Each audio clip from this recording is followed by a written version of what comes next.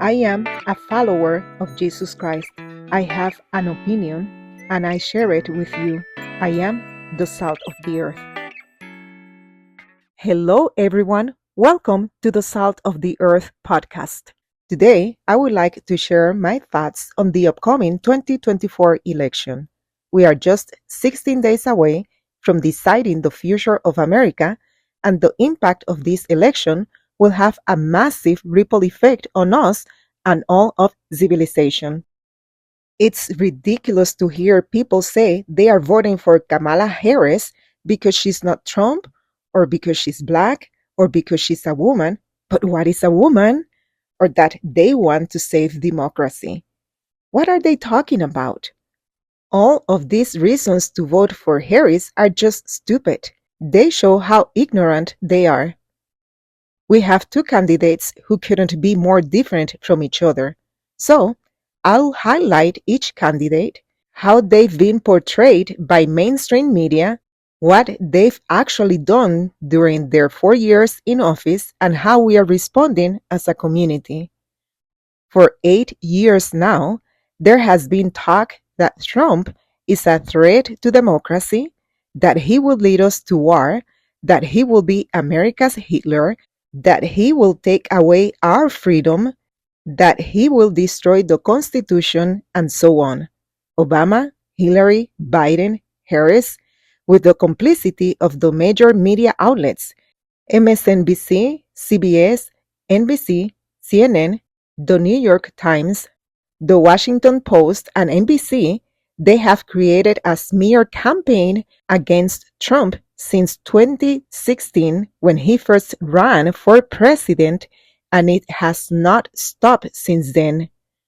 On the other hand, we have Ms. Harris, who dropped out of the presidential race in early 2020 and who is Biden's vice president, calling on people to protect our democracy when she and her party orchestrated a coup against her own party's elected candidate and installed her as the 2024 presidential candidate. That had never happened in the United States. It was inconceivable to even think that we, the United States, will do something like that, but we did. The Democrats got away with it, and no one opposed it. We have allowed them to turn the Democratic Party into a dictatorship. The voice of the people means nothing to them. We have 4 years per candidate to compare what each has or has not done. If we look at each candidate's record, we see that during Trump's presidency, he did not take us to war. The economy was strong. Our streets were safe. There was order at the border. People entered the country following established legal procedures, and Trump even donated his 4-year salary to various federal agencies.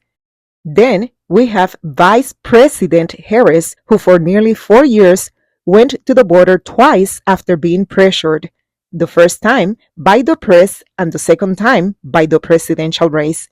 She has been the last, quote, in the room with President Biden during major decisions on behalf of our country, such as leaving Afghanistan, reversing border policies, increasing inflation, increasing crime, pushing for division with racial and gender ideology, using the Justice Department as a weapon against her opponents or anyone who disagrees with her agenda, destroying women's sports, indoctrinating our school children about gender identity, censoring web searches and information, funding 2 wars in the Middle East, and censoring free speech.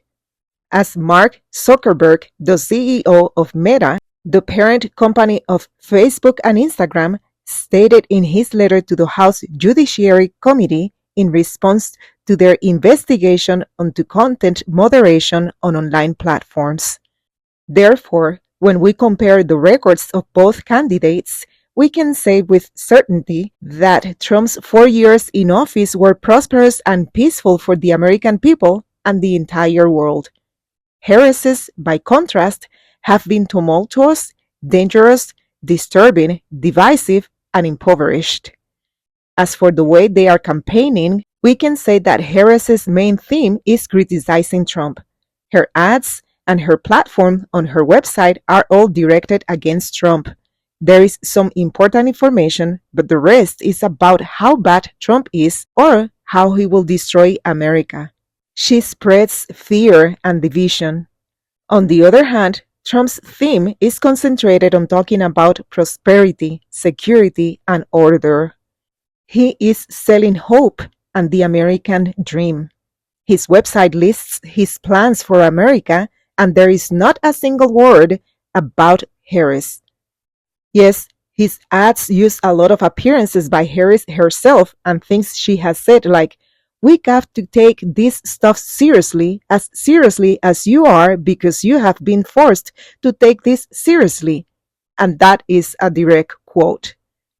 Anyway, in the last few days, both have had interviews with outlets deemed hostile against them.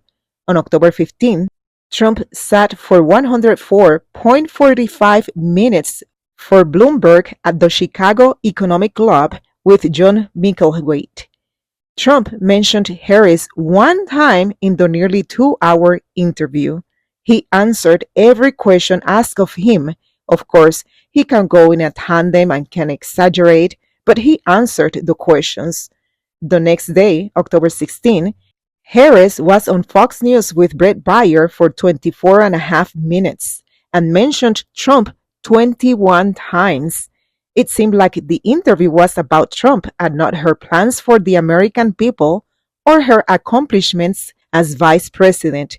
We were left without hearing anything about her or her plans as president of the United States. I am very concerned about how Harris is marketing evil in the name of love and inclusion. Among her plans are using taxpayer money to help prisoners or detained illegal immigrants transition to another gender, legalizing recreational marijuana, preserving men's ability to participate in sports and women's private venues, and allowing abortion at any stage of pregnancy. Like I said, evil in the name of love and inclusion. Harris is also using race and gender as a technique to try and manipulate voters in her favor while creating division in the country with groups like White Dudes for Kamala, Gays for Kamala, and Black Dudes for Kamala. Why does it have to be this way? Can it be Americans for Kamala or Kamala for Americans? Trump plans to make IVF available to all women by having their employer or insurance company pay for it, keep men out of women's sports, cut federal funding for any school that promotes critical race theory, radical gender ideology, and other inappropriate racial, sexual, or political content on our children, and defend our Constitution, our Bill of Rights, and our fundamental freedoms, including freedom of speech, freedom of religion, and the right to keep and bear arms. We need to pay attention to all the paltering that is being used. I have seen how the left is actively cherry-picking truthful statements made by Trump to mislead us, like the bloodbath line, which actually refers to the auto industry. But the mainstream media, or should I say the state media, is also part of the problem. They don't show the full video, they use the same sound bites to create a false narrative, as they also contribute to the false propaganda by repeating verbatim the tagline of the week. For example, J.D. Vance is weird, which, by the way, the Democratic Party knew that was. Harris's VP is weird. So they took the term and used it against J.D. Vance to take control of the Walz situation. But back to the blatant propaganda of the state media. Trump is a threat to democracy. Harris's interview on Fox becomes testy. Kamala Harris is the epitome of joy. Harris, the Democratic Party, and the state media keep accusing Trump of being this and that he will do this or that if elected. They are exactly what Karl Marx once said: accuse your enemy of what you are doing as you are doing it to create confusion. Trump has had two assassination attempts in 66 days, and that has not stopped Harris or the left from calling him unstable, a threat to democracy, and Hitler. We have confirmed reports that Iran is trying to kill President Trump. Despite that, on September 25th, while on the TV show The View, host Whoopi Goldberg compares Trump to a bug, which is then followed by Joe Biden, the President of the United States, pretending to kill a bug on the table. It is not enough for them to use the government as a weapon against Trump. They also continue to incite violence against him.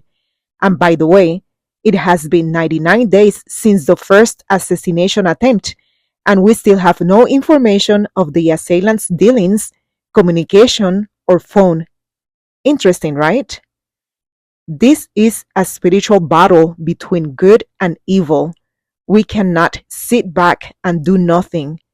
To not speak up and vote is to vote for evil. It is never too late to turn things around. Evangelist Bill Graham said, God is not asking for a star. He's asking for every person to hear his voice, and he's going to ask everyone to do something. It may be very little, and people may dismiss it, saying, that's not going to change anything. Why would I do it? Why would I do that? But those who are faithful will do exactly that. Nothing more, nothing less. Just what they are told to do, and when the time comes and the lights come on, it will be a mosaic of things that God put together. We have two imperfect candidates, but only one of them promotes evil, sows fear, and constantly points out division, and that is not Trump. We cannot let history repeat itself. We know of other civilizations destroyed by sin, by choosing wickedness. Everything matters, especially the little things. As a Christian, I can only vote for what is closest to my beliefs. What is at stake is the masculinity of men, the femininity of women, and the innocence of children, the survival of humanity, of decency, of respect, of peace, of freedom, of human rights, of families as a central setting that promotes the well-being of individuals and communities. Be the salt of the earth.